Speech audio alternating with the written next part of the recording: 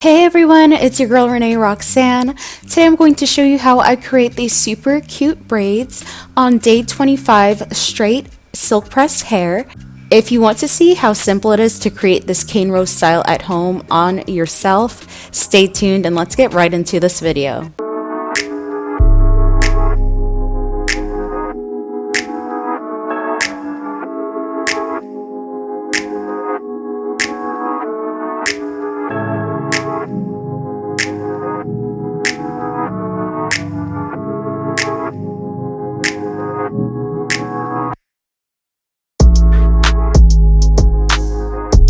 I have the Osensia paddle brush and I'm removing this parting tool and replacing it. I am creating a middle part and then creating a part going down the side of my head from the middle down to my ear. Detangle that section and then roll it around your finger, coil it, and then butterfly clip that baby away. Create another part down the other side going to your right ear, detangle, roll it up, and clip it away, and we'll come back to that in a few minutes.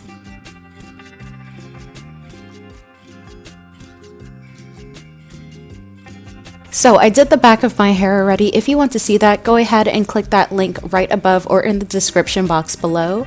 I did a trim as well, so make sure that you watch that video.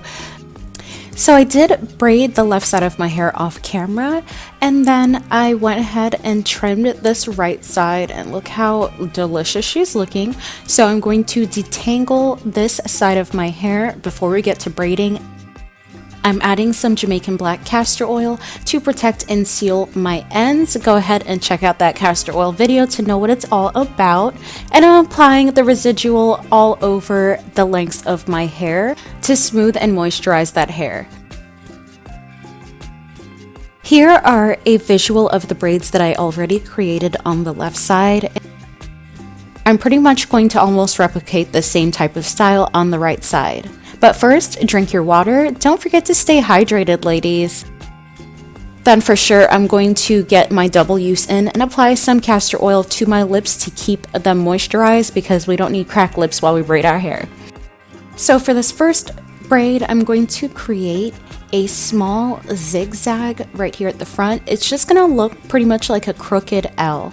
So create your angle, but make sure that all of your braids start at the front of your hairline. You don't want any of them going across the hairline. All braids should start at baby hairs. So I created my little angle, and then I'm going to, from that little angle I created, I'm going to start a straight line going to the back of my head. Using a rat tail comb helps you perfect your parts. And as you see, I do have a prominent widow's peak, so I am focusing all of my braids towards the front or towards the middle of my head. Once the part is perfect, I'm going to add some Murray's Edge Wax to the hair and smooth it down to make sure that there are no flyaways going into any of the other braids. This is also going to add some hold so that my hair does not slip out of my hands whilst braiding. Clip away the section that you're not using so that it's out of your way, and then use a comb to pull out a small portion out of the front.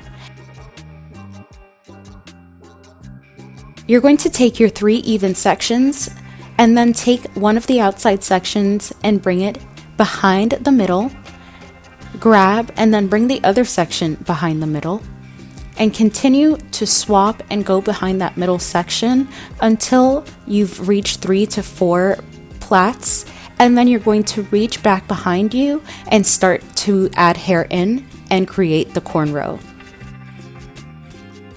I have these True Barber Velcro things to help keep my hair and any flyaways at bay so that it doesn't get involved with the braid that I'm currently working with. Continue braiding by adding in very small amounts of hair to your braid, keeping the hair nice and tight between your fingers, not allowing it to loosen and unravel.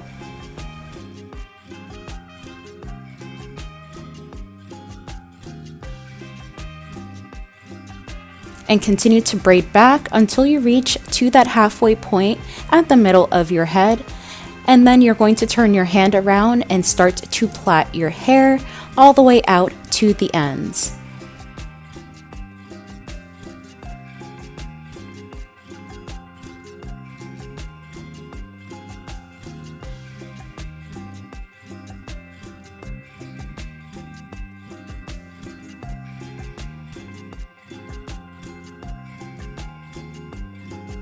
To remove these true barber velcros, you want to hold your hair down. You want to pull downward along the lengths of your hair so that there are no snags and breakage. To create this next cane row, you're going to create another weird L shape, starting from your baby hair and making that line nice and perfect. Now 75% into that line, you're going to now create your line going back towards the middle of your head. And here you have your funky L shape. Clip away the hair that you're not using and continue to perfect the front of your hair as needed. Pull out your baby hairs and seal them down with Murray's Edge Wax and apply it to this cane row as well. Now I'm applying the True Barber to keep the rest of my hair out the way. Now I'm parting out that front section. That's going to be where we start our 3 front pieces. And now you start to braid. And by the 3rd or 4th time you braid, you can now reach back and add your hair in. Grab and add in small, even portions of hair into the braid. Pull through to the ends every so often so that you aren't running into tangling and bulging. Your thumb, pointer, and middle fingers should be the only fingers helping you create your cane row. Follow along the exact shape of the part that you created so that your braid turns out looking flat and smooth. Braid all the way back to the middle of your head, and then turn your hand around and start to plait down to the lengths of your hair. Remember to go all the way out to the ends as much as possible. You can also use thread to keep your hair secure and in place, or you can even coil it.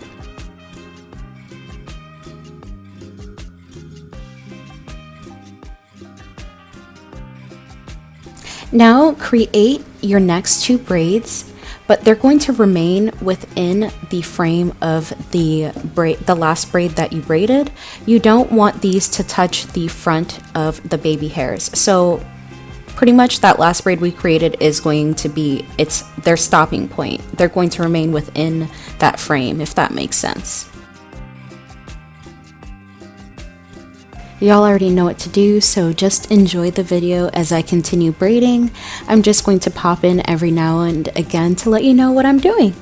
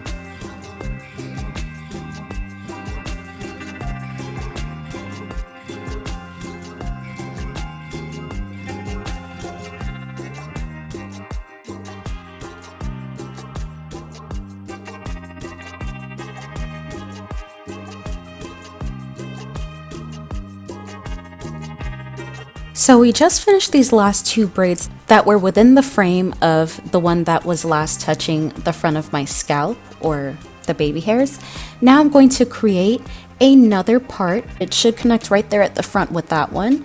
And we have a section right above this braid that I'm creating that will get 2 more braids in there. And then I have hair underneath this section that I will braid after, and you will see what that's looking like in just a moment.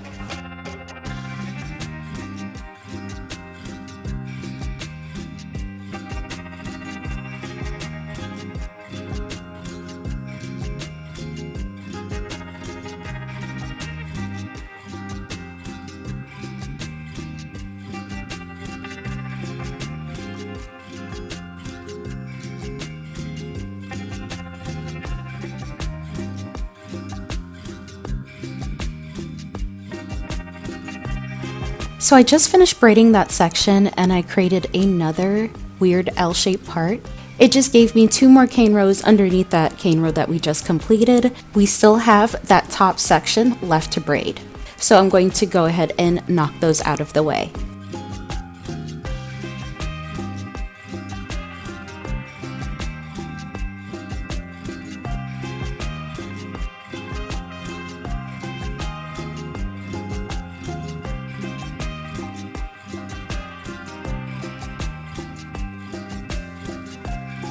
So now it's time to get into this last section, and I'm going to part it directly down the middle, but exactly at the point where those last 2 braids met at the front of that hairline area.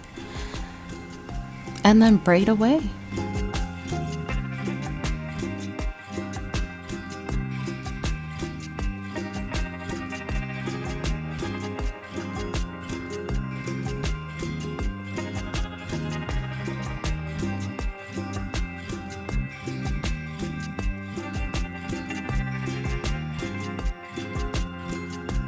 So it took me about 2 hours to braid my hair, and y'all, I'm so happy I'm finished because my arms are about to fall off. But I want to lay my edges, so I'm going to use the Silk Elements olive oil spray to apply as a heat protectant, and I did cleanse my edges first.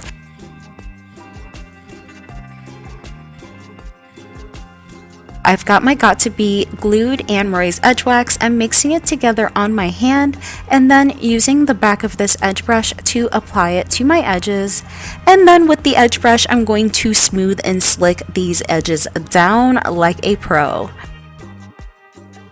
This is the first time I have ever applied heat to my edges to actually go about styling them right after.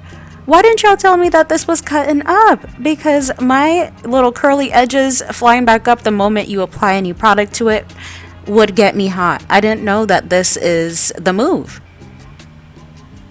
I don't want to scald my edges off now, but I will do this every once in a while because it really does help when you're trying to create a fancy little style. So I'm actually just going to lay my edges in the most natural way possible in the direction that they want to go in. So if it's not laying down, you know, I'm gonna swoop that thing in the other direction just so it can work with me.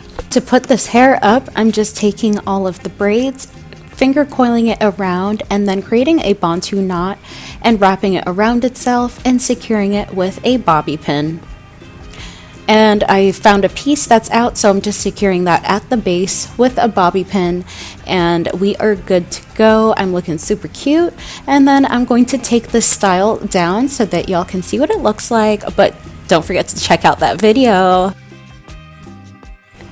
So this is the end of this beautiful braided style. I hope that you all love how I got to the end of this video. Let me know down in the comments what your favorite protective styles are to do when your silk press is getting a little old. You will all see me in the next video. Thank you for watching. Bye for now.